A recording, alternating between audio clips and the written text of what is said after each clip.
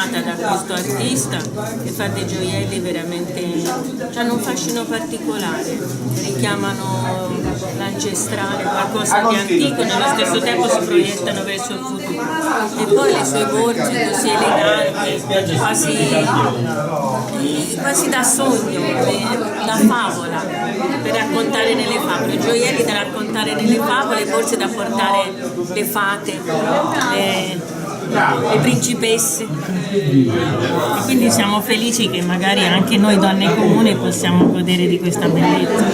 Allora è motivo d'orgoglio e grande soddisfazione per l'Associazione Culturale dei Sardi in Toscana presentare al pubblico fiorentino la mostra Creazioni con il carattere d'uso. La nostra associazione si occupa da oltre 30 anni di promuovere la cultura, le tradizioni e l'immagine della Sardegna, e le creazioni di Paolo e Susanna Pintiu rappresentano appieno i nostri valori. La Sardegna è una terra ricca di contrasti, di storie da raccontare, ed è questo uno degli aspetti che emergono dalle borse e dai gioielli dei due artisti. Paolo e Susanna sanno rendere molto bene tutte queste cose. Grazie della partecipazione a questi due bravissimi artisti, vi invitiamo tutti a vedere la mostra. Grazie.